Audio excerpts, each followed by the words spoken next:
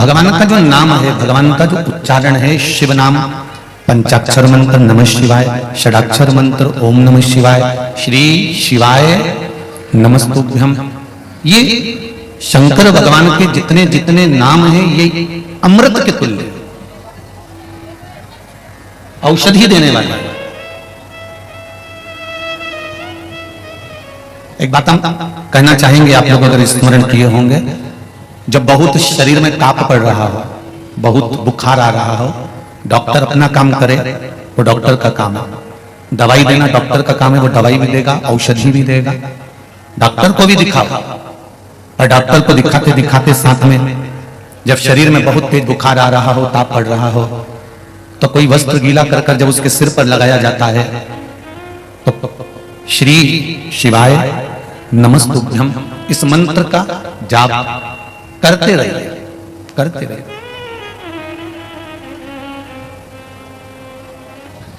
औषधि का कार्य करेगा।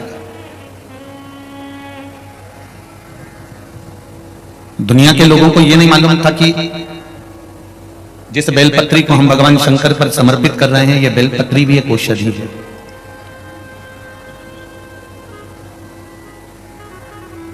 हम तो चढ़ाकर आ जाते थे और पंडित जी उसको उठाकर, या जो वहां के ट्रस्टी होते थे, सेवक होते थे, उसको उठाकर पानी में विसर्जन कर देते थे। पर शिव महापुराण के माध्यम से आज आपको यह ज्ञात तो हो गया कि बेलपत्री में, एक बेलपत्र में वो औषधि होती है कि वो ब्लड प्रेशर, शुगर, गठिया, थायराइड, इन सबको लेवल में लेकर आ जाती है, अगर शिवजी पे चढ़ी हुई खाई है तो। पहले लोगों ने बहुत हंसी करी कि बेलपत्र खाने से कोई रोग मिटता है, बेलपत्र खाने से कोई, बेलपत्र शिवजी पे चढ़ी हुई खाने से क्या रोग समाप्त होगा।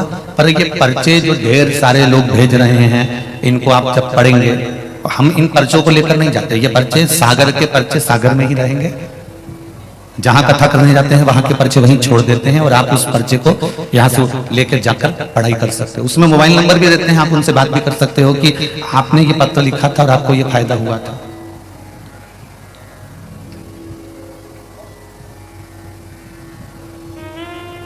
सियोर वाले महाराज के जहां जहां कथा करने जाते हैं वहां कोई रिश्तेदार नहीं होते कि हम यहां से कह दें कि आप खड़े हो जाओ और आप बोल दीजिए। और हमको तो वो तुम्हारा भाग्य लिखना भी नहीं आता कि पर्चे पर हम लिख के बोल दें कि आप वहां से आए हो या यहां से आए हो, हमको मालूम भी नहीं, हम तो आपके जैसे हैं।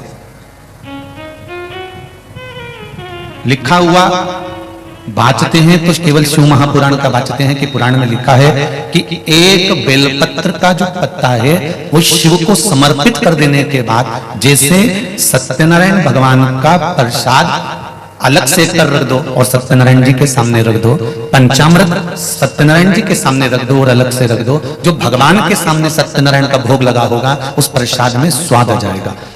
घर में कद्दू की सब्जी, घर में काशी फल की सब्जी, कद्दू की सब्जी, घर में आलू की सब्जी, घर में मिक्स वेज की सब्जी मिलाकर राम भाजी घर में बनाकर कितनी भी खाकर देख लेना, स्वाद नहीं आएगा। पर माता रानी का भंडारा चल रहा होगा, राम जी का भंडारा चल रहा होगा, उस भंडारे के भोजन में स्वाद आएगा। कभी भंडारे की पूरी और सब्जी खाकर देख लो, खाइए। कभी भंडारे की पूरी और सब्जी खाकर देखना, पूरी भी उंगली के बराबर तो मोटी, और तुम्हारे घर में बनती है एकदम पतली, उंगली के बराबर पूरी मोटी, और सब्जी का छिलका भी नहीं उतरा होता है, उसमें नमक का भी ठिकाना नहीं होता है, मिर्ची भी पता नहीं होती है कहां गई, पर वो सब्जी भगवान को भोग लग जाती है, इसलिए इसका स्वाद बढ़ जाता है। उस सब्जी और पूरी का स्वाद बढ़ जाता है। उसी तरह जब एक बेलपत्र हम शंकर भगवान को समर्पित करते हैं और शिव जी को जब वो चढ़ जाती है, तो बेलपत्र बेलपत्र नहीं रहती, वो औषधि बन जाती है, और वो औषधि हमारे जीवन में सुख का अनुभव करवा देती है। ये बेलपत्री का सुख है, एक बेलपत्र। पहले बहुत लोग हंसे कि बेलपत्र खाने से कोई रोग मिटता है, फिर कई डॉक्टरों ने अपना अपना रिसर्च निकाला, और रिसर्च निकाल कर भी उन्होंने ध्यान लगाकर देखा कि सियोर वाला महाराज इतना छाती ठोक के चिल्ला चिल्ला के पूरे मंच से कहता है कि बेलपत्र खाने से रोग मिटता है, तो उन्होंने फिर औषधियां निकालना प्रारंभ करी। तब उनको भी ज्ञात हुआ कि बेलपत्री में वो सुख है कि वो सारी बीमारियों को लेवल में लाकर छोड़ सकता है। फिर लोगों से कहा कि रुद्राक्ष का जल पीना प्रारंभ करो, पर रुद्राक्ष भी असली होना चाहिए। कुबेरेश्वर धाम से जो रुद्राक्ष आपको मिल रहे थे अभी तो खैर वहां बंद कर दिया गया है, गर्मी बहुत पड़ रही है और कुबेरेश्वर धाम पर इतनी व्यवस्थाएं नहीं है क्योंकि वहां निर्माण कार्य चालू है। आपको हम कह दें कि आप वहां पर आए और आपको रुद्राक्ष मिल जाएगा, तो अभी हमने रुद्राक्ष वितरण बंद कर रखा है। आप बिल्कुल रुद्राक्ष के लिए ना पहुंचे।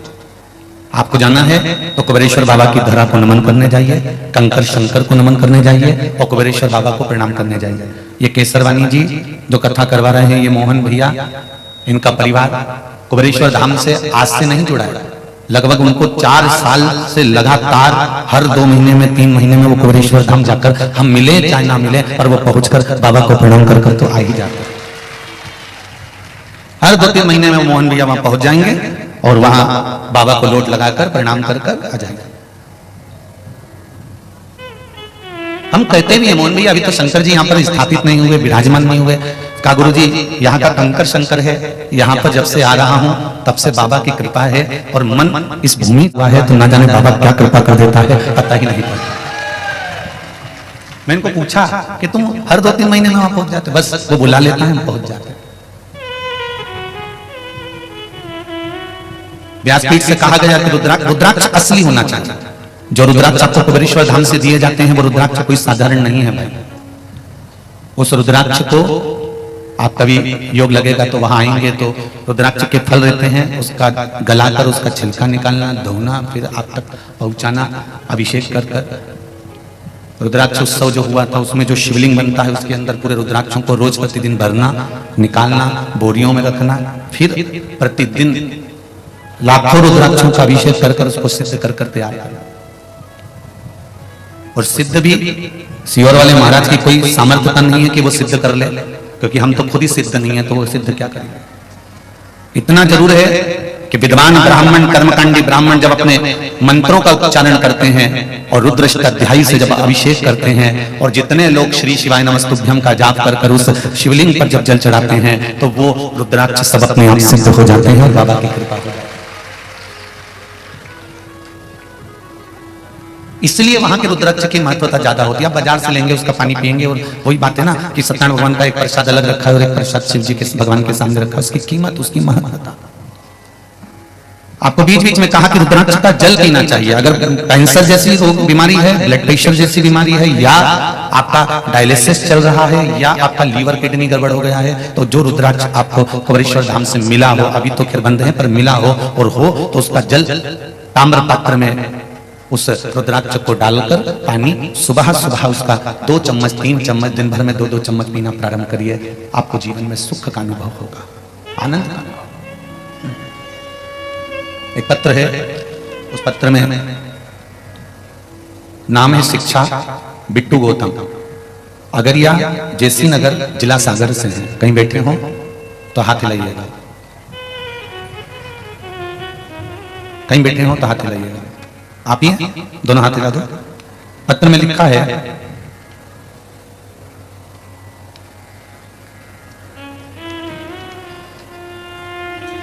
मैं सागर के सरकारी कॉलेज में DL.Ed के एडमिशन के लिए अप्लाई किया था पर लिस्ट में नाम नहीं आया, परंतु मैंने पशुपति व्रत प्रारंभ कर दिया और बाबा की कृपा से सोमवार की लिस्ट में मेरा नाम आ गया। ये शिव की कृपा। बैठो बाबू, श्री शिवाय नमस्कार। एक पत्र और है जिसमें वर्णन किया है रुद्राक्ष के जल का।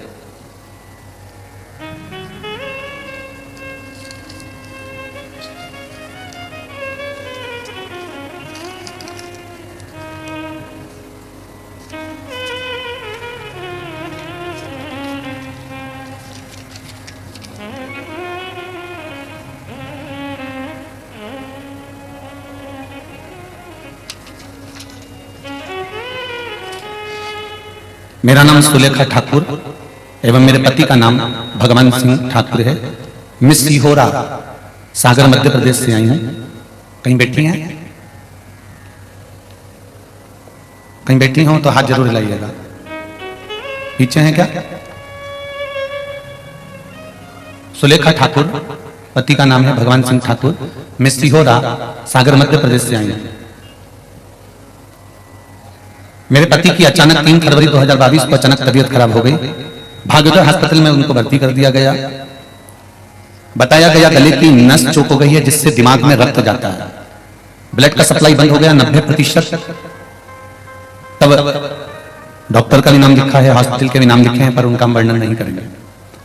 90% डैमेज बता दिया गया। तब नागपुर भेज दिया गया।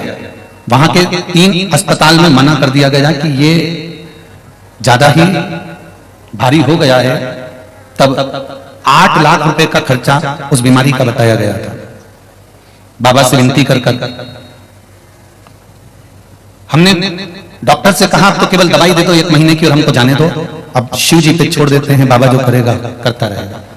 1 महीने की दवाई लेकर हम वापिस आ गए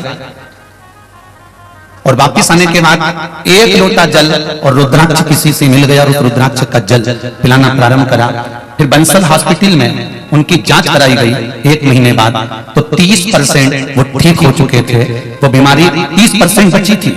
दूसरी बार फिर जांच कराने के लिए जब हम गए तो उनको जो क्लॉटिंग जमी हुई थी वो 0% हो चुकी थी। ये शिव जी की कृपा है। बैठ जाइए जहां भी खड़े हो। 0% क्लॉटिंग बची थी। डॉक्टर भी आश्चर्य में थे बंसल के कि ये कैसे हो गया। शिव कृपा बिना पत्ता नहीं हिल सकता। तेरी कृपा बिना ना हिले एक भी, लेते हैं श्वास तेरी कृपा से तनु तनु। हे गंगाधार मुक्तिधार ओमकार तू, ओमकार तू। आयो शरण तिहारी शंभो तार तार तू। बखान क्या करूं मैं राघवों के ढेर का, बखान क्या करूं मैं राघवों के ढेर का। चपटी भगोत में खजाना कुबेर का। एक बार देख शंभु तेरे द्वार पे, भोले तेरे द्वार पे। भक्त खड़े द्वार तेरे हाथ जोड़ के। हे शिव हे शंभु हे त्रिकालदर्शी हे कैलाशी हे अविनाशी। तेरी कृपा बिना कुछ नहीं।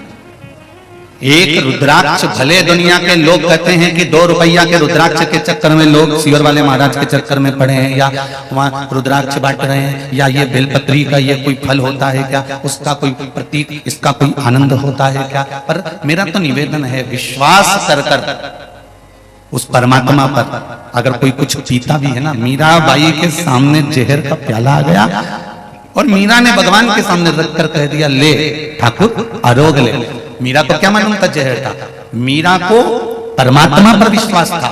और मीराबाई ने जो पात्र भगवान को दिया और भगवान से कहा पालो, मीरा को तो लगा खीर है, भगवान का प्रसाद हो गई। उसका प्रसाद समझकर जब मीराबाई ने खीर पी तो वो अमृत बन गई। ये प्रसाद पर भी तो बल होता है।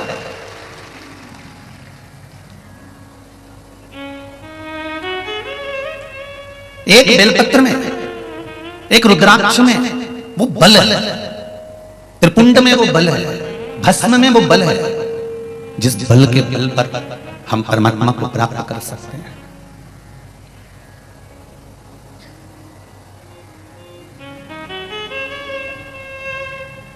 ब्रह्म कुमारी आश्रम के अंतर्गत ब्रह्म कुमारी की दीदियां हमको बताती हैं कि शिव एक बिंदु है। ब्रह्म कुमारी आश्रम में ब्रह्म कुमारी की दीदियां हमको बताती हैं कि शिव एक बिंदु है, और वो बिंदु भी बहुत दशमलव से भी दशमलव, छोटे से भी छोटा, छोटे से भी छोटा। एक उत्तराखंड का पत्र है, उसमें उन्होंने लिखा है कि मुझे उस शिव का दर्शन करना है। किसी ने पत्र भेजा था ये, संजय सागर श्री बांके बिहारी जी लाल, उदयपुर उधम सिंह नगर उत्तराखंड का ये पत्र है। उन्होंने पत्र लिखा, उस पत्र में कहा कि मुझे एक बार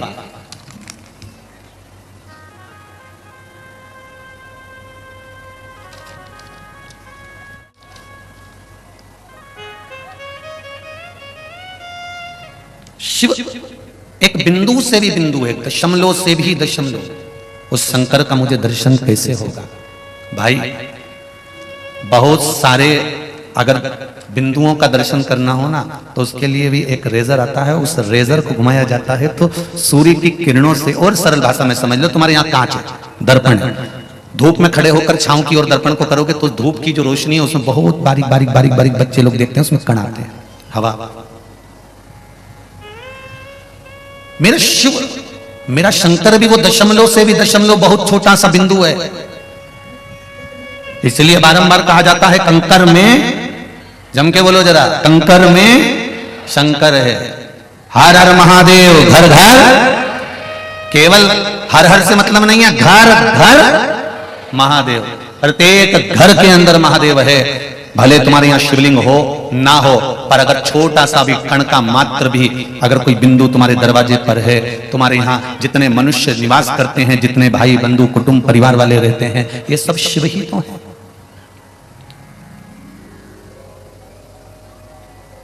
उस सूक्ष्म से सूक्ष्म बिंदु को भी शिव कहा है। उसकी पहचान,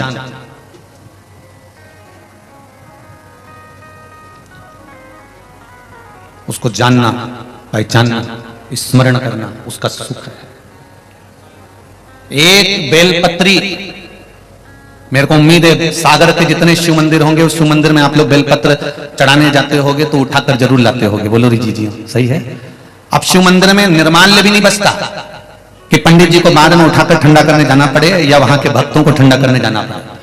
पहले शिव मंदिरों में इतना जल पड़ा होता था, पर अब लोग शंकर के मंदिर में अगर पूजन करने जाते हैं तो सबसे पहले झाड़ू पोछा लगाते हैं, उसके बाद भगवान की आराधना करते हैं, उसके बाद भगवान की आराधना करते हैं। क्योंकि लोग कई पंडितों ने तो हमारे को पत्र लिखकर भेजे हैं, गुरुदेव ब्राह्मणों ने, कि आप ऐसा बोल दो मंच से कि शंकर भगवान के ऊपर कम से कम एक बेलपत्र तो छोड़ दिया करो।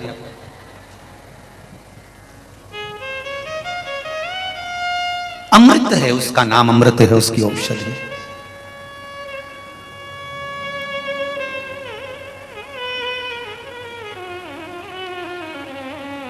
रुद्राक्ष भले आपको नहीं मिला हो, जिनको मिला उनको मिल गया, नहीं मिला हो, पर कभी तो जब योग लगेगा तब बांटेंगे, पर आपको प्राप्त होगा उस रुद्राक्ष का, उस बेलपत्र का। शिव पे चढ़े हुए उस बेलपत्र के महत्व को समझना है हमको।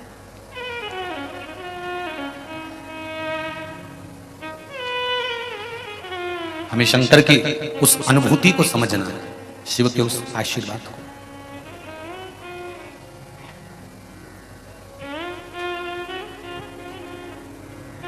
आज एक प्रश्न बड़ा भारी था।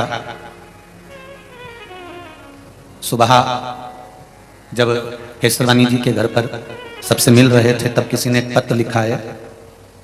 उस पत्र में एक प्रश्न था, जिसने भी प्रश्न करा है अगर वो पंडाल में हो तो अवश्य स्मरण करिएगा, और नहीं आए हो तो टीवी पर स्मरण करिएगा।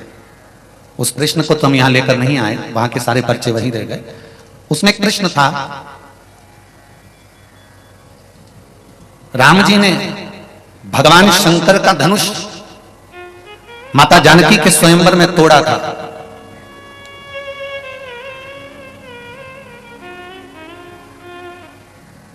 तो शंकर भगवान को क्रोध क्यों नहीं आया? जय हो मेरे सागर वालों, बहुत सुंदर प्रश्न करा है।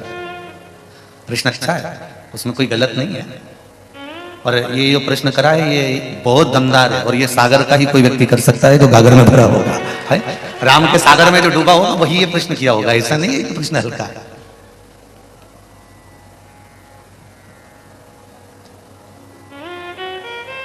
अगर स्वयंवर में भगवान राम पहुंचे हैं और शंकर भगवान का पिनाक, शंकर भगवान का वो धनुष जो जनक जी महाराज के यहां पर था, और वो धनुष टूट रहा है, तो जिसने जो चीज गिफ्ट करी है, दिया गया है, तो किसी का वो तोड़ दो तो अच्छी बात थोड़ी ना।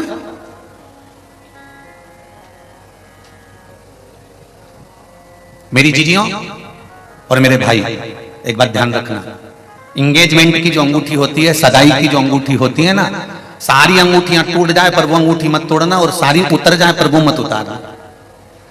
तुमने अगर वो उतार दी तो जगदम्बा तुम पे भारी हो जाएगी, और जगदम्बा ने उतार दी तो बेरू भारी हो जाएगा। उस क्योंकि गिफ्ट में दिया गया है, वो एक स्नेहवश दिया गया है, वो एक प्रेमवश दिया गया है। और जनक जी को परशुराम भगवान ने जो दिया था धनुष, वो प्रेमवश दिया था। नहीं तो परशुराम जी तो लेकर उसको रावण के पास भी गए थे, पर रावण को नहीं दिया। उन्होंने कहा रावण को नहीं दूंगा। अच्छा, कई लोगों ने मन में सोचा कि ये परशुराम भगवान भी ब्राह्मण है और रावण भी ब्राह्मण है, तो वो ब्राह्मण को देगा। जाति भेद करने वाले जो होते हैं ना, जिन्होंने सनातन धर्म को जिसको तोड़ना है, सनातन धर्म के जिसको टुकड़े करना है, वो जाति का भेद करना सिखा देता है कि ये ब्राह्मण है, ये क्षत्रिय है, ये वैश्य है, ये शूद्र है। तो ब्राह्मण के लिए करेगा, क्षत्रिय के लिए करेगा, वैश्य के लिए करेगा, शूद्र के लिए करेगा। और हमारी शिव महापुराण की कथा कहती है, हमारे वेद और हमारे शास्त्र कहते हैं, हमारे शास्त्र वर्णन करते हैं। पहले दिन कथा में कहा था ब्राह्मण, क्षत्रिय, वैश्य और शूद्र, ये चार चौकी के चार पाए हैं, जिन पाए के ऊपर हमारे वेद और पुराण रखे हुए हैं। ये चार वर्ण नहीं, ये भगवान के चार पुष्प हैं जो भगवान अपने पास में रखते हैं।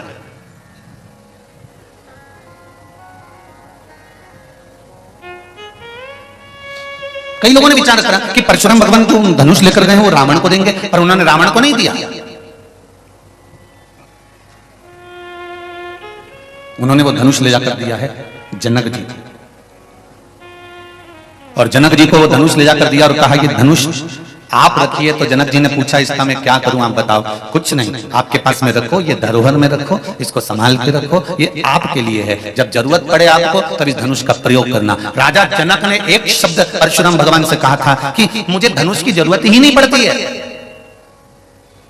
पूरे विश्व में, पूरे संसार में केवल जनक जी का राज्य के साथ था जनकपुरी, जहां पर चोर भी पकड़ाता था तो उसको सजा नहीं दी जाती थी। एक किसी ने गलत काम भी कर दिया तो उसको जेल में नहीं डाला जाता था। जनकपुरी में ना तो जेल होती थी ना सजा दी जाती थी। जनकपुरी केवल पूरे विश्व में एक ऐसी थी जहां का राजा बेटा था, चोर आता था, उसको पकड़ कर लाते थे, जनक जी के सामने खड़ा कर देते थे और जनक जी उसके हाथ जोड़कर निवेदन करते थे, भाई बोलो तुमने चोरी क्यों करी है, तुम्हें किस चीज की जरूरत पड़ गई, इस नगर में कमी क्या पड़ गई जो तुमको चोरी करना पड़ी, भाई बोलो तो। और वो व्यक्ति चोर जनक जी के चरण पकड़ कर कहता था ये चोरी का सामान आप रख लो, मैंने चोरी करी पर आगे से नहीं करूंगा। इसलिए जनकपुरी में ना जेल होती थी ना सजा होती थी।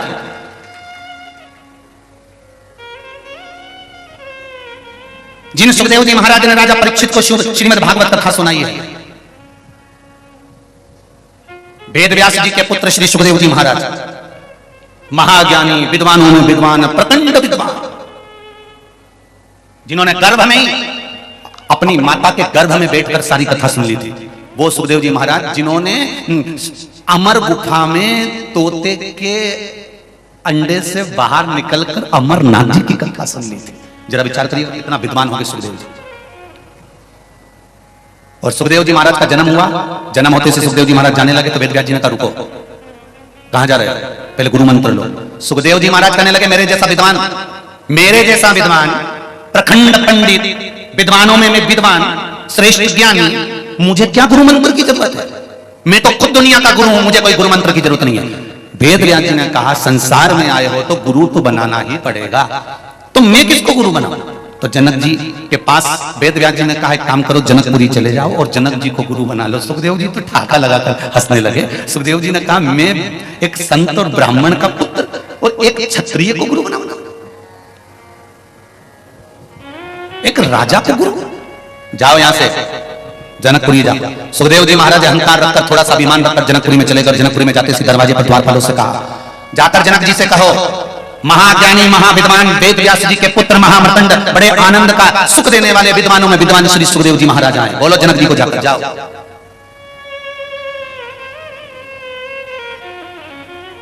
तुम्हारी 1000 दुकान हो, तुम्हारे घर में सोना और चांदी अंबारियों में भरा पड़ा, तुम्हारे घर में ढेर सारा पकवान हो, तुम्हारे पास में बहुत कुछ सुख के साधन हो, फिर भी किसी सदगुरु के पास जाकर मत कहना कि मेरे पास में इतना है और मुझसे पहले मिलो, मैं ये पद पर हूं, मैं इस पद पर हूं, मेरी प्रतिष्ठा ये है, मेरी शान ये है, मेरी सत्ता ये है, मेरा वैभव ये है।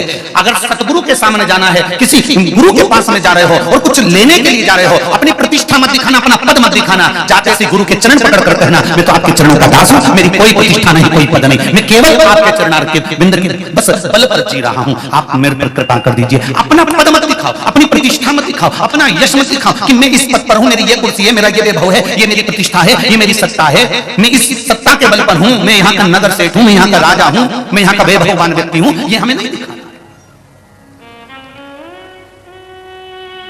जनक जी के दरवाजे पर जाकर सुखदेव जी महाराज ने आवाज लगाई।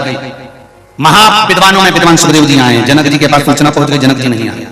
3 दिन हो गए सुखदेव जी को राजा जनक के दरवाजे पर खड़े खड़े। जनक 4था दिन आ गया। रोज सुखदेव जी कहते थे जाकर कहो ये आए हैं वो आए हैं। 4थे दिन सुखदेव जी महाराज ने जाकर कहा द्वारपालों, जनक जी से जाकर कहिए एक ब्राह्मण का पुत्र आया है, इतने दिन हो गए, कम से कम एक बार तो दर्शन दे दें और मिल लें। तब जनक जी के पास सूचना गई और जनक जी दौड़कर बाहर आ गए। जनक जी दौड़कर बाहर आए और दौड़कर बाहर आकर जनक जी ने देखा तो सुखदेव जी महाराज से सुखदेव जी महाराज को उठाया। सुखदेव जी महाराज ने जनक जी के चरणों को प्रणाम करा।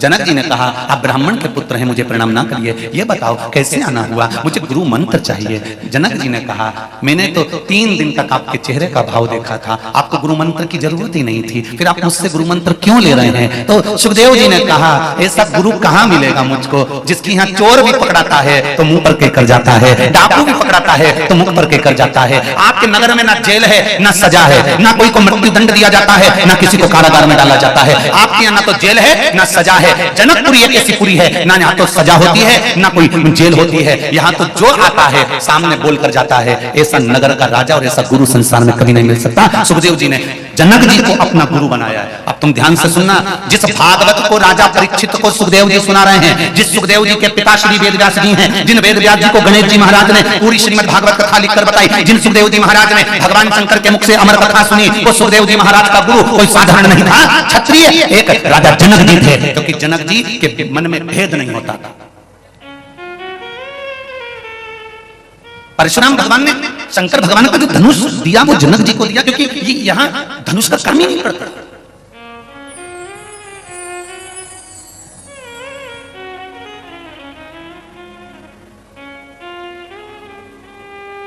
एक लाइन ब्रज के लोग हमेशा बोला करते थे, जब काम ना चलता था तीर और कमानों से, विजय नटवर की होती थी मुरली की तानों से। समझिए जरा, इस शब्द को समझिए। तुम्हारे पास में बंदूक रखी हो, तुम्हारे पास में तलवार रखी हो, तुम्हारे पास में ढेर सारा मारने और ठोकने का सामान रखा हो, पर आपके चेहरे की, आपके शरीर की इतनी नम्रता होना चाहिए, इस वाणी में इतना जादू होना चाहिए, इतना प्रेम होना चाहिए कि तलवार और बंदूक उठाने की जरूरत ही ना पड़े और आदमी वही की वही खड़े। क्या करना है?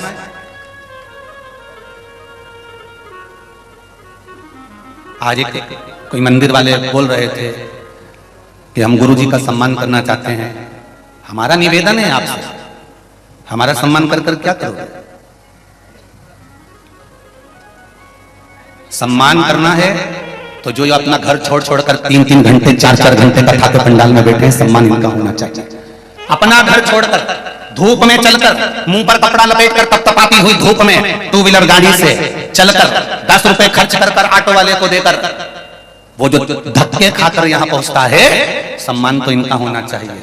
सम्मान गुरु का नहीं, कथावाचक का नहीं, सम्मान तो श्रोता का होना चाहिए।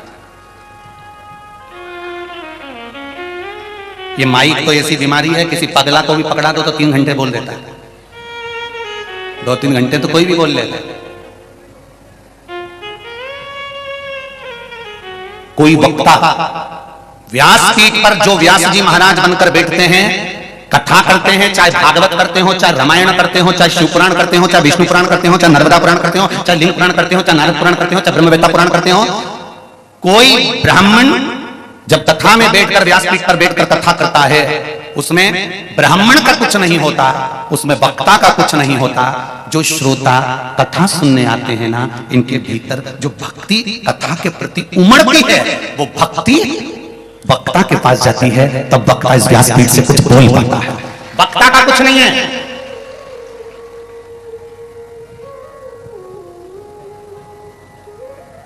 हमें गुरु जी का सम्मान करना है। गुरु जी का सम्मान मत करो। ये इतने जितने लोग कथा सुनने के लिए आए, जो आस्था चैनल पर कथा सुन रहे हैं, फेसबुक यूट्यूब पर कथा सुन रहे हैं, दिल लगाकर 2-2 लाख 1.5 लाख लोग एक जैसे मोबाइल को लेकर बैठे हुए हैं। दुकान पर काम चल रहा है, टीवी पर कथा सुन रहे हैं, दुकान पर ग्राहक खड़े हैं, मोबाइल पर कथा चल रही है। ये उनका दिल, उनकी भक्ति जो शिव महापुराण से लगी हुई है। और जितने लोग कथा के पंडाल में बैठकर कथा को सुनने के लिए एक आतुरता बनाकर, एक हृदय बनाकर, एक भक्ति का संचार कर जो कथा में पहुंचते हैं, टीवी पर सुनते हैं, मोबाइल पर सुनते हैं, लिंक के माध्यम से सुनते हैं, फेसबुक पर सुनते हैं, यूट्यूब पर सुनते हैं और यहां बैठकर सुनते हैं, इनका भक्ति का एक आनंदमय पुष्प जो प्रफुल्लित होता है, जो प्रकट होता है, उस आनंदमय भक्ति के पुष्प में सुगंध होती है। और वो भक्ति की सुगंध वक्ता के पास जाती है, तब जाकर व्यासपीठ से वक्ता कथा कर पाता है। इसमें वक्ता का कुछ नहीं है, सब आपका है। और कोई कहे कि हम सियोर वाले महाराज का सम्मान करें या कथाकार का सम्मान करें, क्या सम्मान करना? सम्मान तुम्हारा होना चाहिए, आदर आपका होना चाहिए।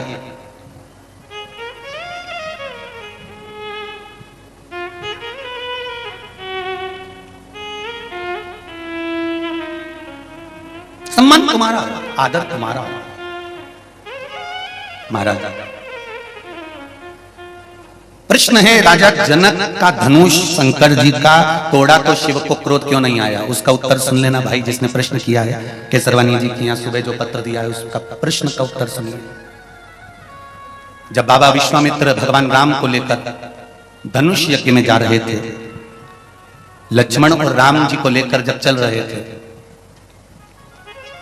तब विश्वामित्र बाबा ने राम जी को रोक लिया अपने आश्रम में। रुको, कल धनुष यज्ञ में चलना। जी गुरुदेव।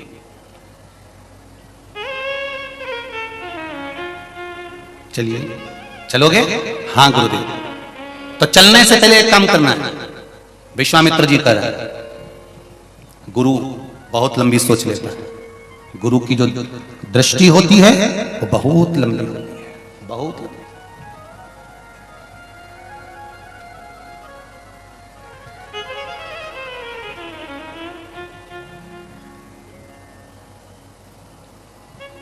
रामचरितमानस में एक पक्षी का नाम आता है, जटायु, संपाति।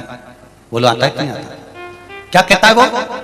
पक्षी कह रहा है, जटायु कह रहा है, गिद्ध कह रहा है, मैं अपनी दृष्टि से देख रहा हूं बहुत दूर माता सीता एक वृक्ष के नीचे बैठी हुई हैं। ये एक गिद्ध कह रहा है, मेरी दृष्टि बहुत दूर तक का देख रही है। सीता जी एक वृक्ष के नीचे बैठी हुई हैं, मैं अपनी दृष्टि से देख रहा हूं। शिव महापुराण की कथा कहती है, एक गिद्ध की दृष्टि बहुत दूर का देख लेती है और एक सिद्ध की दृष्टि बहुत ऊंचा देख लेती है। ये दो दृष्टियां बड़ी प्रबल हैं। गिद्ध की दृष्टि भी बहुत लंबा देखती है और सिद्ध जो भगवान का भजन करने वाला होता है, शिव मंदिर में जाने वाला होता है, एक लोटा पानी चढ़ाने वाला, बेलपत्र चढ़ाने वाला, शंकर का अनुमोदन करने वाला, पशुपति व्रत करने वाला, संकट सोमवार करने वाला, सोमवार का व्रत करने वाला, प्रदोष का व्रत करने वाला, एकादशी का व्रत करने वाला, भगवान का भजन करने वाला, स्मरण करने वाला, भगवान की भक्ति में डूबने वाला साधारण नहीं रहता, वो सिद्ध हो जाता है और उसकी दृष्टि बहुत लंबा देख लेती है कि वहां ये होने वाला, ये सिद्ध का है। गिद्ध भी दूर का देख रहा है तो सिद्ध भी दूर का देख रहा है। और वह सिद्ध कोई दूसरा नहीं, वो गुरु होता है, बहुत लंबा देखता है, बहुत लंबा। विश्वामित्र जी ने कह दिया, राम धनुष यज्ञ में तो चल रहे हो, पर मेरा मन का एक मनोरथ है। क्या? पार्थिव शिवलिंग का निर्माण करना है, पूजन करना है, अभिषेक करना है। ओ राम जी ने कहा, आज्ञा करिए गुरुदेव, करना क्या पड़ेगा? जाओ थोड़ी सी गंगा के तट की मिट्टी लेकर आओ। राम जी गए, मिट्टी लेकर आए, मिट्टी लेकर आए और लाकर मिट्टी को रखा।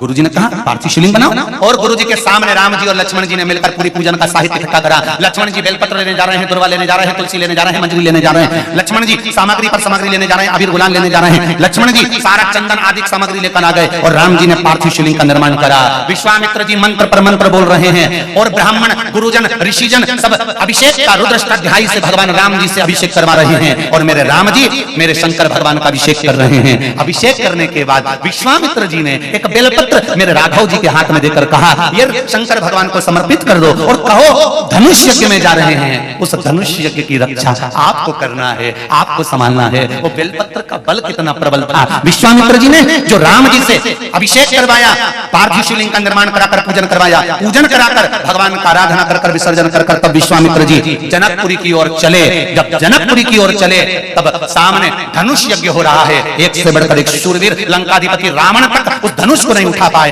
तब सहस्त्र अर्जुन तक उस हजारों हाथों से धनुष को नहीं उठा पाया। तब मेरे राम जी को गुरुजी ने आदेश दिया, अब तुम जाओ। और राम जी ने वो धनुष उठाया, टूट गया।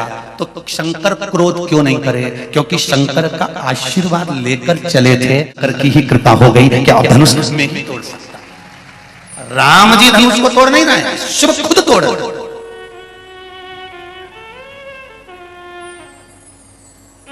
तीन तुम्हारे पशुपति व्रत अच्छे हो गए। कितने व्रत अच्छे हो गए? बोलते जाओ जरा जम के। 3 पशुपति व्रत अच्छे हो गए। चौथे पशुपति व्रत में कुछ ना कुछ गड़बड़ी हो गई, कहीं जाना पड़ गया, आना पड़ गया, या रजोधर्म आ गया, या कोई तकलीफ आ गई, तो तुम दुखी मत होना। तुम्हारे व्रत अगर शंकर जी करा रहे हैं तो व्रत को तोड़वा भी कौन रहा? जम के बोलो जरा, शंकर जी तोड़वा रहा। वो एक गाने की लाइन आती है ना, तुम्ही ने दर्द दिया है तुम्ही दवा दे, बस उसका स्मरण रखना। देने वाला शिव है तो लेने वाला भी शिव है।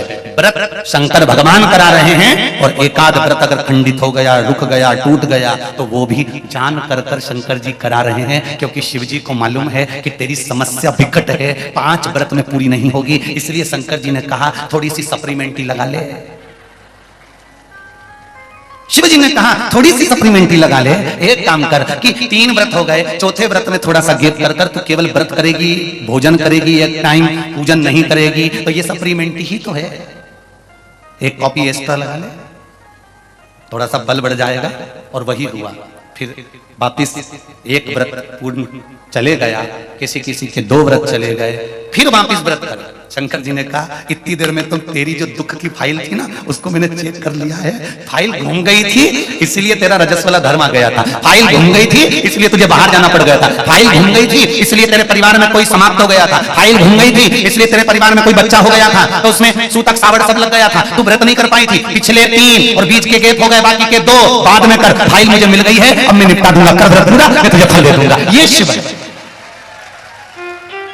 ये मेरा शंकर है, ये मेरा ओघड़ी है, ये मेरा दयालु और मेरा दातार है। वो फाइल बहुत अच्छे से देखता है और निपटाना। इनकी फाइल देखने के चक्कर में तो ब्रह्मा जी ने इस्तीफा दे दिया था। ब्रह्मा जी ने भगवान विष्णु से कहते थे हमें ब्रह्मा बनना ही नहीं, हमको तो इस्तीफा चाहिए, हम नहीं कर रहे तुम्हारे यहाँ नौकरी। भगवान विष्णु ने पूछा हुआ क्या? शंकर भगवान का नाम कोई भी लेता है, और शंकर जी वहां पहुंच जाते हैं। राजा श्वेत के मरने का समय था, अंतिम समय चल रहा था, और राजा श्वेत शंकर जी की पूजन कर रहा था। उसके मरने के समय हमने यमदूतों को भेज दिया। शंकर भगवान के गणों ने ऐसा मारा, लाल पीला करके भगा दिया। स्वयं यमराज गया, बेचारे को निपटा दिया। मृत्यु देवी को भेज दिया, उसको मार दिया। अब बताओ, तो फिर ब्रह्मा जी बोले हमारे मतलब ही क्या, हमारी कुर्सी का, हमारे पद का, हमारी कोई सुनता ही नहीं है। इतने में शंकर भगवान पहुंच गए। ब्रह्मा जी भगवान विष्णु के पीछे छुप गए। क्या हुआ? भगवान विष्णु ने कहा ब्रह्मा जी इस्तीफा दे रहे हैं नौकरी से। भगवान शंकर बोले दे दें दो, ये इस्तीफा देंगे, हम इनको निपटा देंगे। ब्रह्मा जी बोले हर हर महादेव, प्रभु प्रभु क्षमा करो। क्या हुआ बोलिए? अब हमारी चलने क्यों नहीं देते? जब उसके मरने का समय था तो तुमने बचाया क्यों? भगवान शंकर ने भगवान विष्णु के सामने ब्रह्मा जी से कह दिया सुन लो नारायण और सुन लो ब्रह्मा जी, किसी के घर में आओ और किसी का सामान उठाकर ले जाओ तो पहले घर के मालिक से पूछना चाहिए। बोलो री जी सही है कि गलत? अरे बोलते जाओ जी सागर की जी सही है। तुम्हारे घर में कोई आ गया तुम्हारा कूलर उठा के लेके तुम ले जान दोगी? तुम्हारे घर में आया कोई तुम्हारी प्रेस उठा के लेके ले जान दोगी? तुम्हारे घर में आकर कोई तुम्हारी टीवी निकाल के ले जान दोगी? तो ब्रह्मा जी ने पूछा हम किसी के घर में थोड़ी ना घुसे थे। शंकर भगवान ने कहा ब्रह्मा तुम ब्रह्मलोक में रहते हो, भगवान विष्णु वैकुंठ लोक में रहते हैं, ये पूरी पृथ्वी मेरा घर है। किसी मनुष्य को लेकर जाना है उठाकर तो पहले मेरी आज्ञा लीजिए कि उठा ले जाऊं, पहले आज्ञा मेरी लीजिए कि मैं लेके। भगवान शंकर से पूछ कर ले जाना। जब कमला यमदूत आते हैं पृथ्वी पर मृत्यु लोक में, और आने के बाद में पूछते हैं शंकर भगवान से कमला भाई को ले जाऊं? शंकर जी इशारे में कह रहे थे लीला उसके पास में बैठी है, कमला कथा सुन रही है, उसको छोड़ दे, लीला को ले जा। तो क्या अंतिम समय तो कमला का चल रहा था, बोल दिया ना बस फाइल नीचे दबा दो, इसके ऊपर कर दो, निपटा। ये भजन कर रही है क्या, ये शंकर के मंदिर जा रही है क्या, ये लोटा भर जल चढ़ा रही है क्या, ये श्री शिवाय नमस्तुभ्यम गा रही है क्या। अकाल मृत्यु वो मरे जो काम करे चंडाल का, काल उसका क्या बिगाड़े जो भक्त हो महाकाल का। शंकर की आराधना करने वाले का बाल बाका नहीं हो सकता। आप करो तो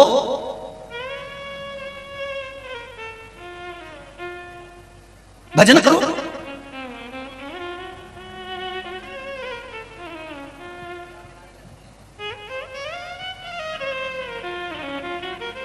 मृत्यु निश्चित आ सकती है, पर उस मृत्यु का सुख है भगवान का भजन,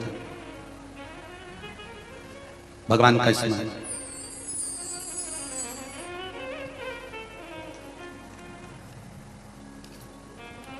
और जब भगवान शिव की भक्ति को धारण किया जाता है, शंकर का स्मरण किया जाता है, तो वो क्यों ना सुने।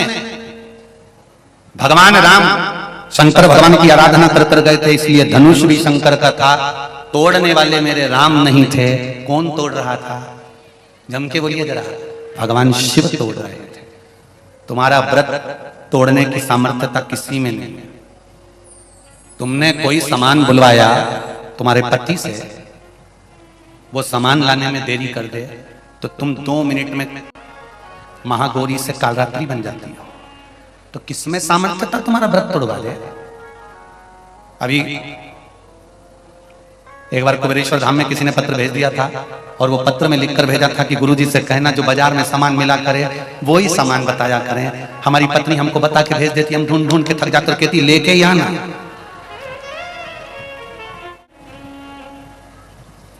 ये उसी में का हाल है ना, जैसे एक सर्विस वाली पत्नी, पति भी सर्विस में था, पत्नी भी सर्विस में, पत्नी सर्विस वाले पति से कहकर जा रही है, सुनो बाथरूम में कपड़े पड़े हैं,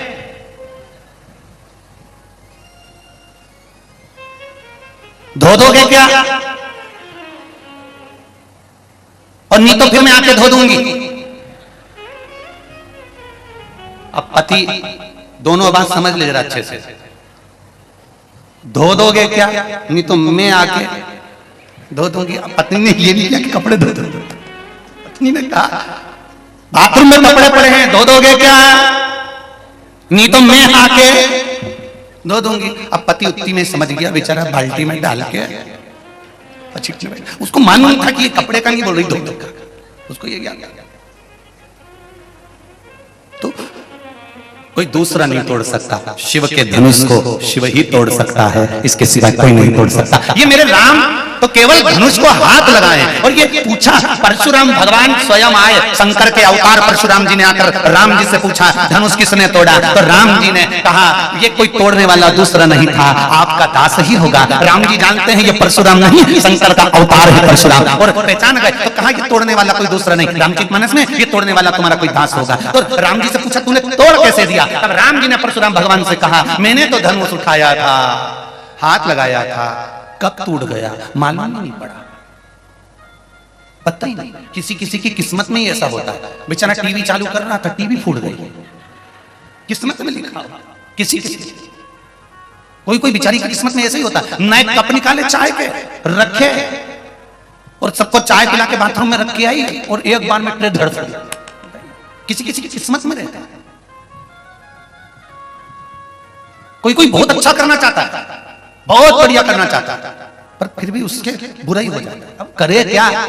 राम जी से परशुराम भगवान ने पूछा क्यों धनुष तुमने तोड़ा? हाँ प्रभु तुम्हारा कोई दास होगा। अच्छा तो टूटा कैसे इतना बड़ा धनुष? तो राम जी ने रामचरितमानस में स्पष्ट किया कि मैंने तो धनुष चढ़ाया था। अच्छा फिर टूटा कैसे? पता ही नहीं। राम जी खुद कह रहे मुझे नहीं मालूम कि टूट कैसे गया, मैंने तो केवल चढ़ाया था। तब परशुराम जी के समझ में आ गया ये धनुष राम नहीं तोड़े हैं, जिसका था उसी ने तोड़ा है, उसी ने तोड़ा। मोबाइल में लॉक लग जाता है ना, तुम्हारा जो लॉक होता है तो वो लॉक कई मोबाइल में सब थंब लॉक होता है, जब तक वो अंगूठा नहीं दिखाए नहीं तब तक वो खुले ही नहीं। कोई कोई फिंगर लॉक बोलते हैं उसको, है ना, यही बोलते हैं ना फिंगर लॉक। ऐसा हाथ लगाएगा तब जाकर वो खुलेगा, जो उंगली उसने लगा रखी वैसा उसको लगाएगा तब खुलेगा। उसी तरह ये शंकर जी का धनुष शंकर जी ने थंब लगाकर रखा था, ऐसे कैसे टूट जाएगा? इतने राजा उठे, एक एक राजा उस धनुष को उठाया, मोबाइल खुला।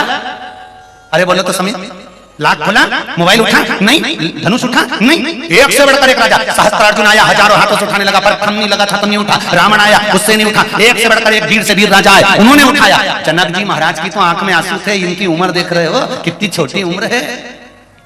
इनसे कोई धनुष उठेगा जब इतने बड़े बड़े विद्वान नहीं उठाए? और इनको क्या मालूम था, थम तो महादेव का था। और उन्होंने बस छुआ, शंकर जी को याद किया, आप ही का दिया हुआ है, आप नहीं संभालोगे तो कौन संभालेगा। बस यही जो राम जी ने किया था अपने विवाह के समय पर, जो राम जी ने किया था सीता जी को ढूंढने के समय पर, जो राम जी ने कहा था राम राज्य स्थापित करने से पहले, वो हमको याद रखना है कि हमें बस इतना महादेव से कहना है कि ये शरीर तुमने दिया है, परिवार तुमने दिया है, अगर तुम ही ना संभालोगे तो कौन संभालेगा, कौन संभालेगा।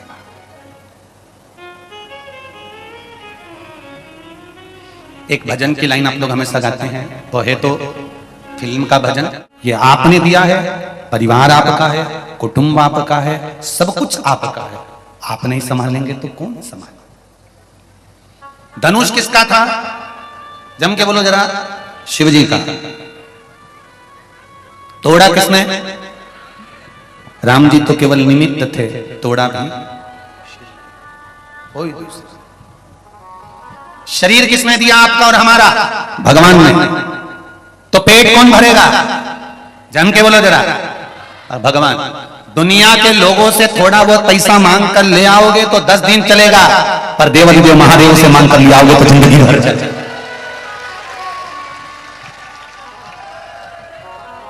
उससे मांगो ना जिससे मांगना चाहिए। एक पत्र भेजा है पतंग रूपी, इनने वो भजन सिद्ध कर दिया। पतंग उड़े आकाश माने, डोर थारा हाथ मां, ओ भोले मेरी पतंग ऊंची राखना। महाराज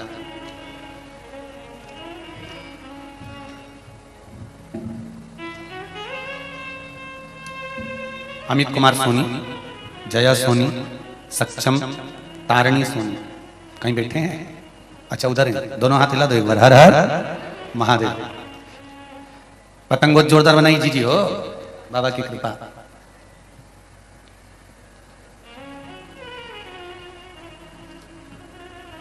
भजन भी लिखा उस पर, भोले मैं तेरी पतंग, ओ बाबा मैं तेरी पतंग, हवा विच उड़ती जावांगी, बाबा डोर हटो छठी नाम कटी जावांगी।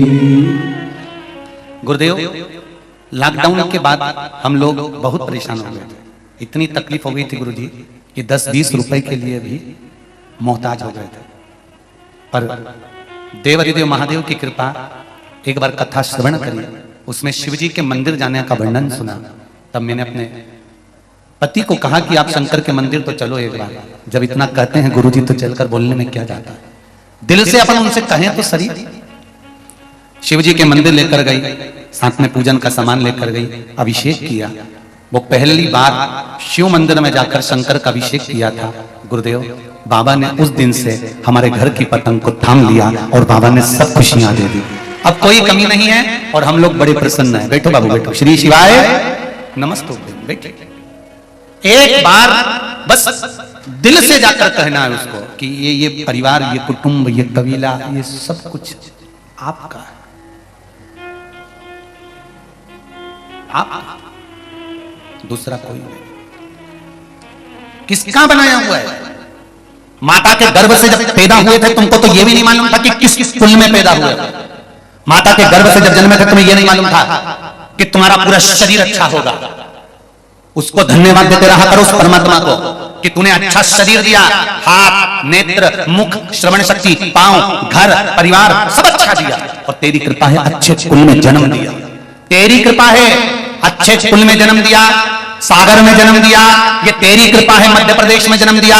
ये तेरी कृपा है कि हिंदुस्तान में जन्म दिया, भारत की भूमि पर जन्म दिया। जिस भूमि पर आने के लिए देवता तरसते हैं उस भूमि पर तेरा तूने हमारा जन्म कराया। दूसरे देश में मरते हैं तो एक्सपायर कहलाते हैं, भारत में मरते हैं तो स्वर्गवासी कहलाते हैं।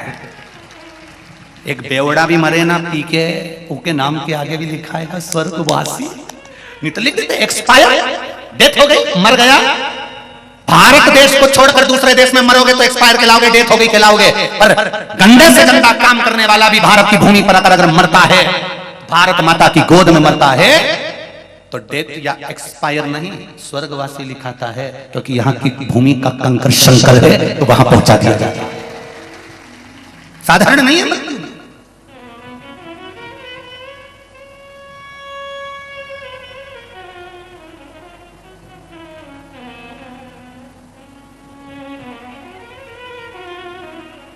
प्रभु कृपा, उससे कहो ये शरीर आपने दिया है, भगवान को रोज धन्यवाद दिया करो। जिस मंदिर के सामने से निकलो परमात्मा को शीश नवाकर धन्यवाद दो, तेरी कृपा से ये शरीर है, तेरी कृपा से अच्छा शरीर दिया, अच्छा हुआ पूरा डिपार्टमेंट दिया। एक आदमी निपटा के भेज देता तो क्या झगड़ा करने ऊपर जाते हैं?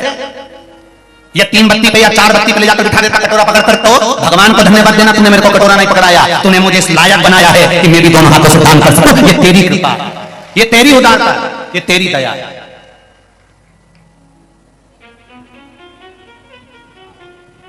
पूरा शरीर अच्छा दिया, इसके बाद भी तुम अहंकार में बस किसी को नहीं पूछो, पल्लू मल्लू लगा के पिन मिन लगा के तुम किसी को पूछना ही पसंद नहीं। नहीं, भगवान को धन्यवाद देना, आज आपने मुझे इस लायक बनाया है कि मैं श्रेष्ठ दिखूं, ये आपने बनाया है कि मैं कुछ कर सकूं, ये आपने बनाया है। नहीं तो माता के गर्भ से जब जन्मे थे तो हमको नहीं मालूम था कि हम क्या बनेंगे।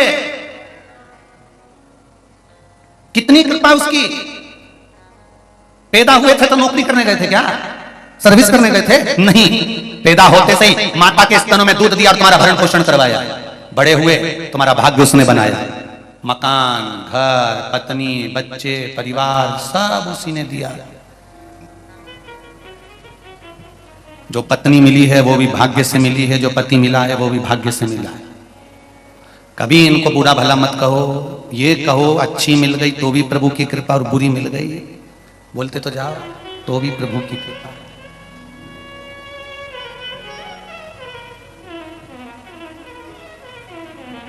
मेरी जीजियों, तुम्हारे लिए कितने बायोडाटा आए थे शादी के लिए, कितने लड़के देखे थे तुम्हारे लिए, पर तुम्हारी किस्मत में यही भैरू लिखा था।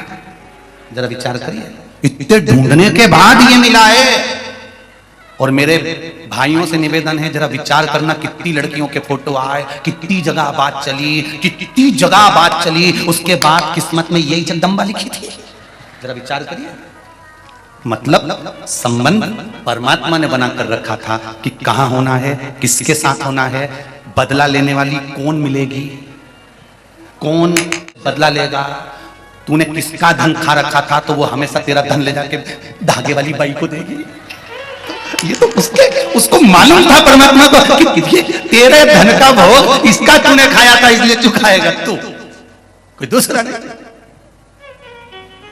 इसलिए क्या किसको रोइए, चादर तान के सोइए, आग लगे बस्ती में अपन रहो मस्ती में, काहे अपनी जिंदगी बर्बाद करो सोच सोच के क्या होगा भगवान, क्या होगा भगवान, क्या होगा भगवान। बोले ये सोचना बंद करो, तुम तो बेहतरीन जोरदार मक्का की रोटी ने कड़ी बनाओ ने खूब चूड़ चूड़ के निपटा, तुम तो चकाचक अपनी जिंदगी को मस्त जियो, रोकर नहीं, टेंशन लेकर नहीं, जो होगा देखा जाएगा।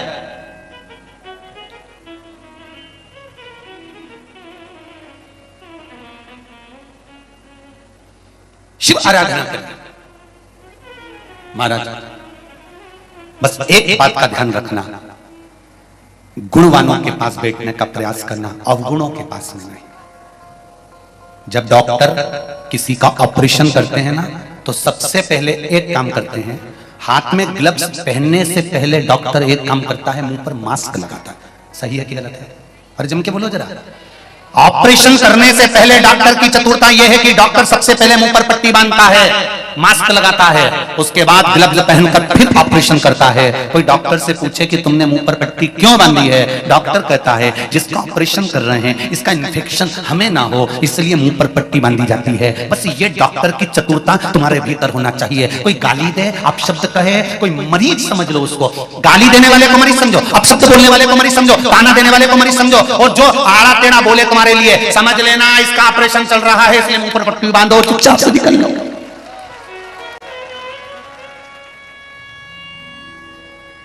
जो तुम्हारे लिए अपशब्द बोले, तुम्हारे लिए ताने दे, तुम्हारे को गाली दे, तुमको अपशब्द बोले, तुम्हारी निंदा करे, तुम्हारी बुराई करे, तुम्हारे ऊपर उंगलियों पर उंगली उठाए, तुम पर अपशब्द बोले, दिन भर तुम्हारे को कोसता रहे, 24 घंटे ऐसे कई लोग हैं जो 24 घंटे कोसते होंगे। बताओ, इसके पास तो कोई काम ही नहीं है, दिन भर टोट के बताता रहता, उपाय बताता रहता, दिन भर बेलपत्री में शहद लगवाता रहता, दिन भर रुद्राक्ष, दिन भर बेलपत्री, दिन भर एक लोटा जल। तो जितने कोसने वाले तुम्हारे को भी होंगे, तुम्हारे कोसने वाले, समझ लेना इनका ऑपरेशन चल रहा है, इसलिए मुंह पर पट्टी बांध के चुपचाप अपना आनंद लो, इनका ऑपरेशन होने दो।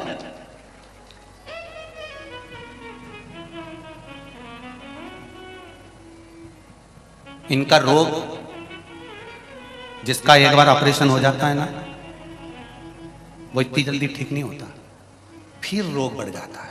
तुम सोचो, निंदा करने वाला सही हो जाएगा तो कभी नहीं हो सकता। री सागर वाली जिज्जी कभी नहीं, और बज्जावन सब सुन ले। तुम सोचो कि निंदा करने वाला, बुराई करने वाला, अपशब्द बोलने वाला सही हो जाएगा, वो कभी नहीं हो सकता। इसलिए बड़ी मस्ती में जिंदगी जियो, बहुत मस्त होगा, खूब आनंद के साथ। मुख पर पट्टी बांधकर। शिव महापुराण की कथा में वर्णन आता है तारकासुर के 3 पुत्र तारकाक्ष, विदुमाली और कमलाक्ष की।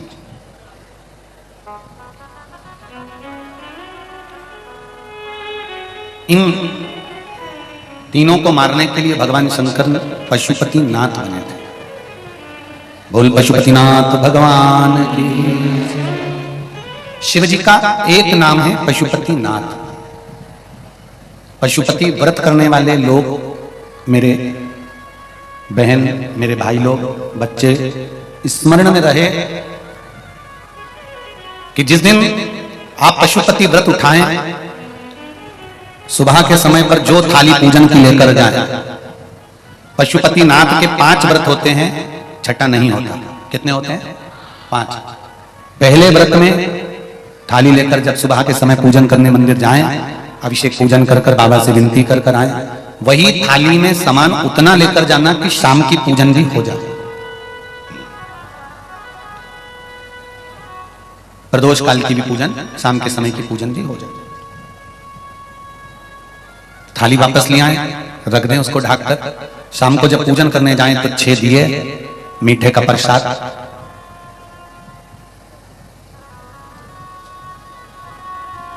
पति पत्नी अगर दोनों पशुपति व्रत कर रहे हैं तो दोनों की थाली अलग जाना चाहिए, दोनों का प्रसाद अलग जाना चाहिए।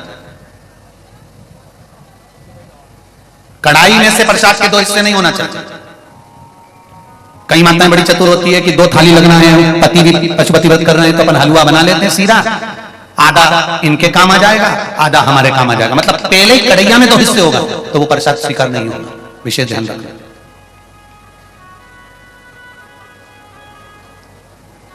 फिर पत्नी अपने पूजन के लिए हलवा बना ले, सीरा बना ले, पति अपने प्रसाद के लिए खीर बनवा ले, या कोई दूसरा मीठा कुछ बनाना हो तो वो बना लो।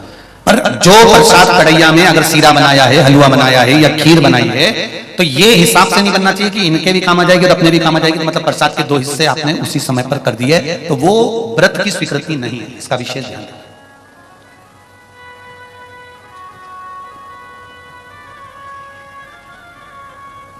पशुपति व्रत सुबह जो थाली लेकर गए हो, शाम को वही थाली जाती है, 6 दिए जाते हैं, प्रसाद जाता है, पूजन होती है। शाम को प्रसाद के 3 हिस्से हो जाते हैं, 3 हिस्से होकर 5 दिए मंदिर में लगाए जाते हैं। पहला जब व्रत रहे तो बाबा से बेलपत्र चढ़ाते समय विनती करी जाती है प्रदोष काल में शाम के समय कि बाबा, मैंने ये पशुपति व्रत उठाया है, इस कार्य के लिए कर रही हूं, आपके बल पर है और आपको ही करना है। बाबा से निवेदन कर कर, विनती कर कर, दिया साथ में लेकर, प्रसाद के 2 हिस्से मंदिर में छोड़कर 1 हिस्सा लेकर घर की ओर चलना है। घर में प्रवेश करते समय राइट हैंड में सीधे हाथ की ओर बैठकर दिया लगाना है। चाहे तुम्हारा मुख दरवाजे की ओर हो, चाहे बाहर की ओर हो, पर प्रयास करा करो जब दरवाजे का दिया लगे राइट हैंड का, तो मुख दरवाजे की ओर हो। सीधे हाथ की ओर दिया लगाओ, आराम से बैठकर। दिया लगाते समय बाबा से विनती करो, बाबा मेरा ये कार्य है, आपको सफल करना है। दिया लगाकर अंदर प्रवेश कर जाओ। भोजन करने से पहले जो प्रसाद आप 1 हिस्सा लेकर आए हो, वो प्रसाद का हिस्सा पूरा खाइए, उसमें से किसी को देना नहीं है। केवल आप व्रत कर रही हैं तो उसका हिस्सा आपको ही, भोजन के पहले उस मीठे का प्रसाद खाओ, इसके बाद में जो भी घर में भोजन बना हो उसको प्रेम से आनंद के साथ पाइए और बाबा का व्रत करो। 5वां व्रत, अगर बीच में कोई रजस्वला धर्म आ जाए, कोई काम आ जाए तो उपास तो करना पड़ेगा। एक समय फलहार करो, एक समय भोजन करो, व्रत करो, और पूजन भले मत करो, तो वो व्रत गिनती में नहीं आएगा। गिनती में वही व्रत आएगा जो आपने शिव मंदिर में जाकर पूजन करी है। पशुपति नाथ का व्रत वैसे तो मंदिर के अंदर ही करना चाहिए, मंदिर पर ही होना चाहिए, पर साउथ में, दक्षिण में अगर मंदिर के अंदर नहीं जाने देते तो बेलपत्री के वृक्ष के नीचे करें, बेलपत्री के वृक्ष के नीचे भी नहीं करने देते तो फिर घर में करें। पर एक बात का स्मरण रहे, घर में करने पर उतना फल नहीं मिलता जितना मंदिर में जाकर करने पर प्राप्त होता है। ध्यान रखना, मंदिर में जाकर जब 5वां व्रत पूर्ण हो, बीच में अगर गैप भी आ जाए तो 5वां जो व्रत होगा आपका, उस 5वें व्रत में भगवान को कुछ भी पूजन करने के बाद 108 चीजें, या तो बेलपत्र या पंखड़ी फूल की या चावल का दाना, मूंग का दाना, जो भी आप बाबा को समर्पित कर सकते हो, कुछ बाबा को 108 दाने समर्पित कर दो, या बेलपत्र समर्पित कर दो, या पुष्प समर्पित कर दो। श्रीफल 11 रुपए रखकर बाबा को विनय करो, बाबा आज मेरा व्रत पूर्ण हो रहा है, आप मनोकामना पूर्ण करना। जी, अगर दिल से पशुपति व्रत करा है तो ये निश्चित है 5 व्रत तक इंतजार नहीं करना पड़ेगा, 2-3 व्रत में ही मेरा बाबा कार्य पूर्ण कर देगा। और आपने भी कितने लोग बैठे हैं जिन्होंने पशुपति व्रत करे होंगे, बाबा ने सुनी होगी, ये निश्चित है। हाथ उठाओ जिन जिनकी बाबा ने पशुपति व्रत में सुनी है, ये देखो ढेर लगा है, चारों पंडाल में आप देख सकते हो लोगों के भाव, हृदय, बैठिए कर लो। पशुपति व्रत का बहुत बल है। 5वां व्रत पूर्ण हो, बाबा को विनती कर कर वैसे की वैसे दिया लगाकर, श्रीफल 11 रुपए रखकर वापिस अपने घर आ जाओ, एक दिया प्रज्वलित कर कर अंदर प्रवेश करो, फिर वापिस भोजन ग्रहण करो, उससे पहले प्रसाद पाइए, बाबा का गुणगान गाइए। प्रयास करना पशुपति व्रत जिस दिन रहे उस दिन श्री शिवाय नमस्तुभ्यम, मंदिर में भी अगर पूजन कर रहे हो तो श्री शिवाय नमस्तुभ्यम या पंचाक्षर नमः शिवाय या षडाक्षर ओम नमः शिवाय मंत्र का स्मरण करते रहे। शिव की पूजन के द्वारा था, दिल से निवेदन करो, दिल से। मैंने तेरे ही भरोसे हो बाबा, तेरे ही भरोसे हवा विच उड़ती जवानी, बाबा डोर हथो छठी नामे कटी जवानी, भोले मैं तेरी पतंग, शंभो मेरी पतंग, हवा विच उड़ती जवानी, बाबा डोर हथो छठी नामे कटी जवानी। बाबा से विनय करो, निवेदन करो, विनती करो, और पशुपति व्रत दिल से करो, हृदय। हैदराबाद की कथा में कहा था, तार तो बहुत लंबा बिछा कर रख लिया पर प्लग में नहीं जोड़ा तो करंट नहीं आएगा, तो लाइट भी नहीं जलेगी, पंखा भी नहीं चलेगा। जो व्रत हम कर रहे हैं या शिव जी के जो उपाय बताए जाते हैं वो अगर हम करते हैं तो दिखावा कर कर नहीं, विश्वास रख कर करोगे और प्लग जुड़ गया तो निश्चित है कि वो कार्य सफल जरूर होगा, निश्चित है। सारी समस्या का हल एक लोटा जल। कलयुग नहीं, शिव युग है ये। जो मंदिरों में इतना शिव की आराधना कर रहे हो, ये शंकर की आराधना का युग है कि शिव की आराधना करो, शंकर की भक्ति करो। और जो दुनिया नहीं दे सकती वो मेरा देवाधिदेव महादेव देता है, और वो देता है तो कहता नहीं। कहीं मत डोलो, किसी के चक्कर में मत पड़ो, यहां वहां भटकने की जरूरत नहीं है। डायरेक्ट प्रधानमंत्री का नंबर मिल गया है, डायरेक्ट राष्ट्रपति का नंबर मिल गया है। जब सीधे नंबर में तो ये छोटे पोटे को कौन गिनेगा कि हम इनको फोन लगाओ, फिर उनसे पूछो कि साहब ऐसा हो रहा है, हमें तकलीफ है, हमें दुख है, उनको बताओगे, फिर वो दूसरे को बताएंगे, तुम्हें उपाय नहीं नहीं नहीं। डायरेक्ट नंबर है पशुपति व्रत, डायरेक्ट नंबर है श्री शिवाय नमस्तुभ्यम, डायरेक्ट नंबर है एक लोटा जल, डायरेक्ट नंबर है एक बेलपत्र शंकर को समर्पित करना, ये शिव का डायरेक्ट नंबर है। आप जाओ मंदिर में जाकर सेवा करो, चाकरी करो, कुछ नहीं हो तो झाड़ू पोछा लगा दो, वो भी नहीं हो तो मंदिर में बैठकर नंदी के पास शंकर जी को देखकर मुस्कुरा दो, स्माइल भी दोगे, वो भी समर्पित पुष्प की तरह है। उससे निवेदन करो, बोलो उसको। और बन सके योग साधना कर कर तप साधना कर कर, योग साधना कर कर आप योगी नहीं बन सकते, मत बनो, पर किसी की सहायता कर कर उपयोगी बन जाओ। किसी की सहायता कर, योगी नहीं बनना है हमको, उपयोगी बनना है, कुछ किसी के लिए अच्छा हो सकता है कर भाई। पंडित जगदीश गुरु, पंडित विनोद गुरु, पंडित अक्षय गुरु, पंडित प्रद्युम्न गुरु, गुरु परिवार हरिहर परिसर रेस्टोरेंट, इन्होंने देखो उपकारी बनना,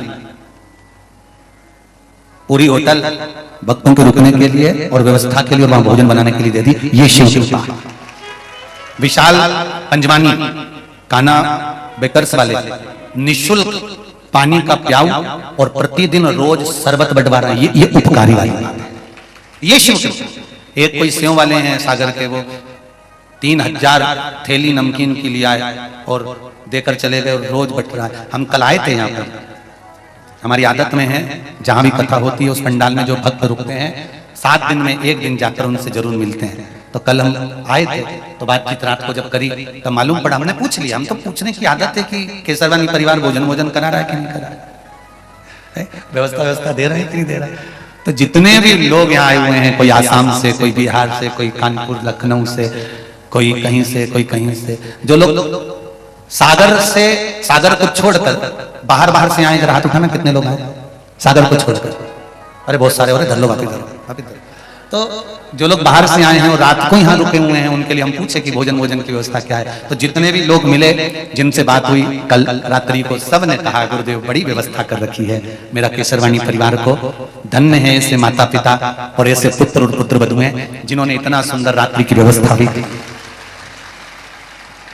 बहुत दूर दूर से लोग आते हैं, उनको व्यवस्थाएं नहीं मिल पाती है तो बड़ा दुख होता है हमको भी, पर समय पर उनको अगर भोजन मिल जाए, कुछ नहीं तो खिचड़ी ही मिल जाए, तो उससे हमको भी प्रसन्नता होती है। और ये पंडाल में रुकने की थोड़ी बहुत व्यवस्था मिल जाती है, उससे आए हुए अतिथि को भी थोड़ा सा मन को अच्छा लगता है। और कुछ नहीं, शिव कृपा है, आनंद की कृपा है, ये तो बाबा की करुणा है महाराज, भक्ति इसी को कहते हैं। बहुत बहुत साधुवाद है, बहुत बहुत। और भी बहुत सारे दानदाताओं ने कहीं बता रहे थे जो बाहर से आए हैं कि रात्रि को हम लोग सो जाते हैं तो उठा कर देते हैं कि सवेरे नाश्ता आने में देरी हो जाएगी तो बिस्कुट का पैकेट रख ले, खा ले। ये भक्ति है। और सागर वालों बहुत बहुत धन्यवाद जो आप लोगों ने भक्तों की सेवा करी उसके लिए, सभी को बहुत बहुत धन्यवाद जितने लोगों ने। और साथ में मैं धन्यवाद दूंगा प्रशासन को, पुलिस प्रशासन ने 400 उनके गार्ड, 400 सदस्य उनके लगे हैं। बहुत बहुत साधुवाद इतनी पब्लिक को संभालने के लिए, बहुत सारा धन्यवाद है जी। बहुत पूरा प्रशासन पूर्ण तरह से व्यवस्थाएं संभालने में लगा हुआ, बहुत सारा। ये शिव कृपा है, उसके बिना नहीं हो सकता। और आपकी भी भक्ति इतनी प्रबल है, एक पंडाल, दूसरा पंडाल, तीसरा पंडाल, चौथा पंडाल, सब ऐसे। और उसमें भी अभी आधे से ज्यादा तो खड़े ही हैं, और बचा कुचा था ये 5वां नंबर का, ये भी भर के रखा है। अच्छा है वो तो मंच थोड़ा सा ऊंचा है, नहीं तो तुम दादा खसक के ही गई तुम्हारा। शिव कृपा है।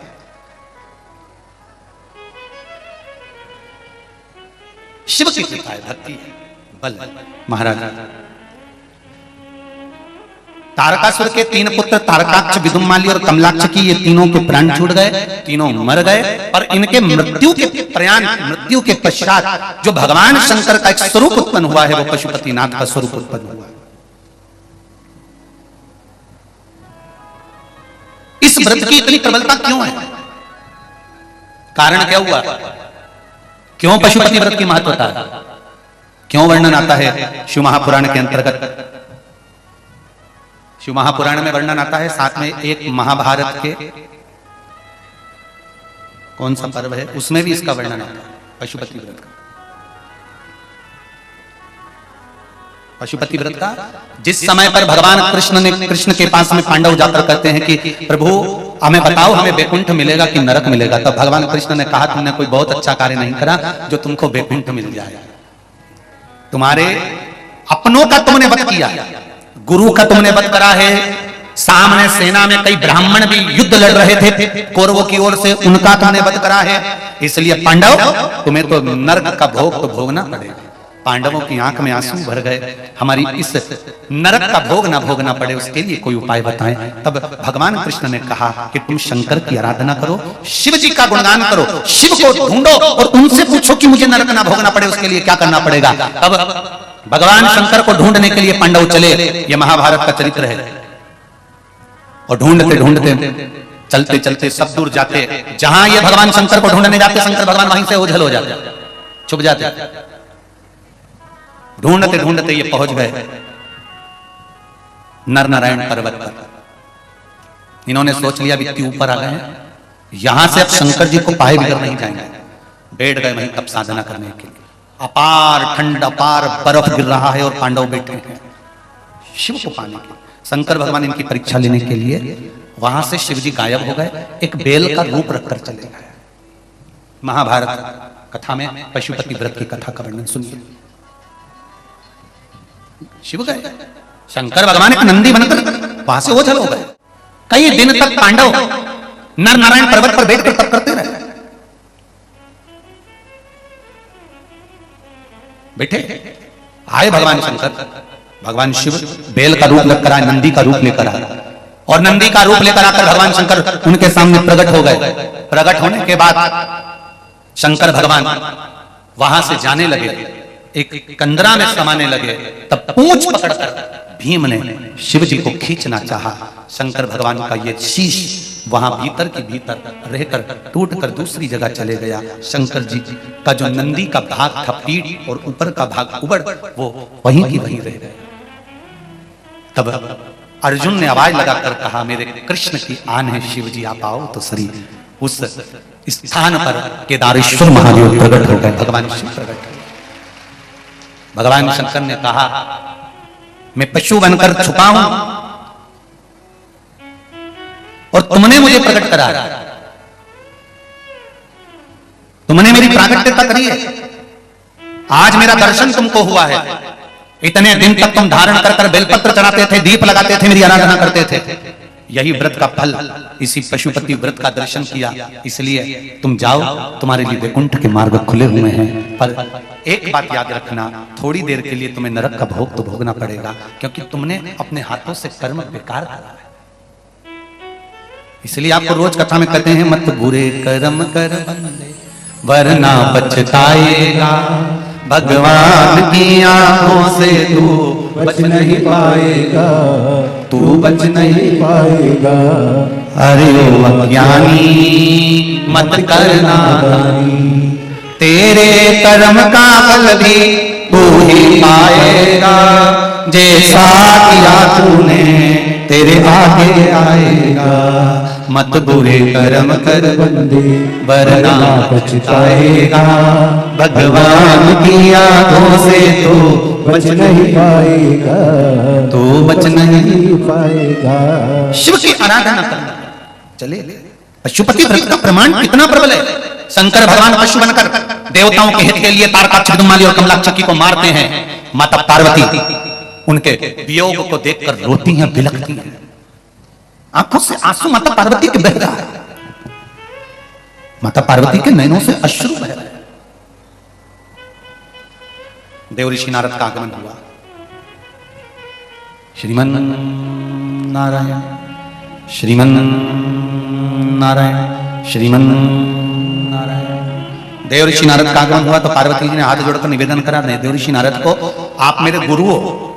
बचपन में आपने मुझे ज्ञान दिया था कि शंकर की आराधना करो तो शिव मिलेंगे, तो मैंने शिव की आराधना करी, शंकर मुझे मिले।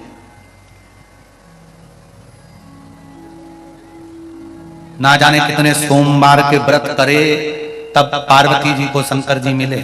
और यहाँ जितनी माताएं बैठी हैं और जितनी आस्था चैनल पर या फेसबुक यूट्यूब पर सुन रही हो, तुमने भी कोई कम व्रत नहीं करे जो तुमको ऐसे शंकर मिले।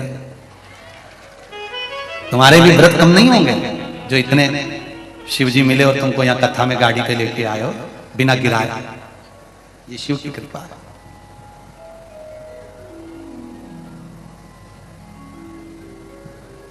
ये प्रभु की कृपा है। अब देवऋषि नारद से माता पार्वती जी ने पूछा कि कोई उपाय बताओ मेरे प्रभु आ जाएं। देवऋषि नारद ने कहा तुमको मालूम नहीं है तुम्हारे पति तो पशु बन गए। नंदी का रूप रखा उन्होंने बहुत विशाल, और उनका सिर भी कटा। मेरे पति का सिर कटा है? हाँ, अगर मेरे पति का सिर कटा है तो मेरे दुख को काटने के लिए मुझे क्या करना पड़ेगा? देवऋषि नारद ने कहा एक काम करिए, आप शंकर की आराधना करना प्रारंभ करो, कुछ ही दिन में शिव आपको प्राप्त होंगे।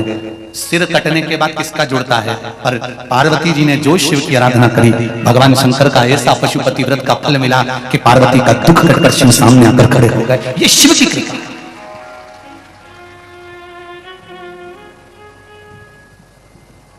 समस्या अगर विकट है तो घबराना मत।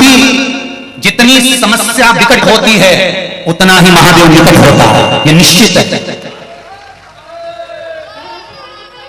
जितनी समस्या विकट होगी शिव उतना निकट होगा। दुखी मत होना। समस्या बड़ी है ना, उसका भजन करना, श्री शिवाय नमस्तुभ्यम। और समस्या बड़ी है, भजन का बल बढ़ा लो।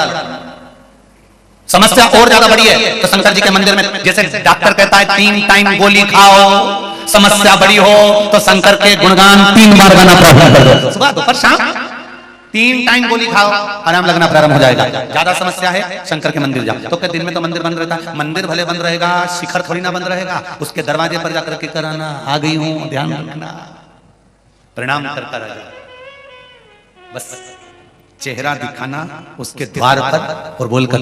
डॉक्टर भी कहते हैं सुबेरे सुबेरे ये दवाई पी लेना, शाम को ये गरारा कर लेना, सुबेरे ये दोपहर में ये दवाई खा लेना, बस। हमारे मोहन भैया केसरवाणी भी पूछ रहे थे, हमारा गला बैठ गया चिल्ला चिल्ला के, हम तो कथा भी नहीं बांचे गुरुजी, तो हमारी गला खोलने की कोई दवाई है?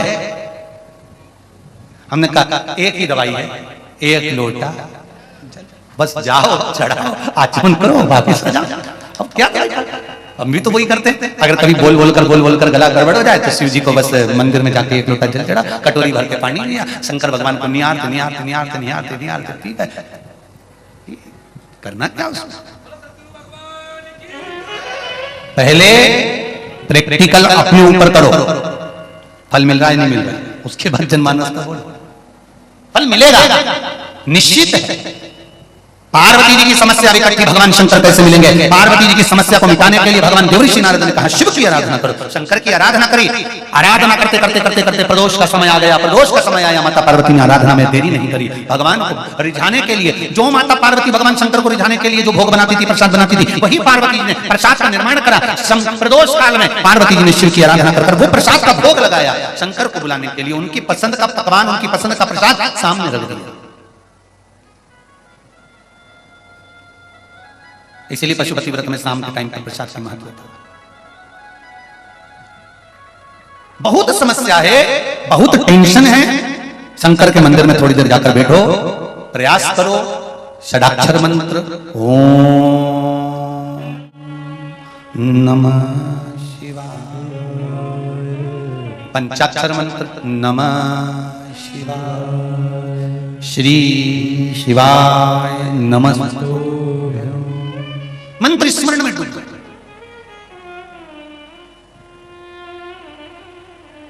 शंकर भगवान को प्राप्त कर लिया माता पार्वती।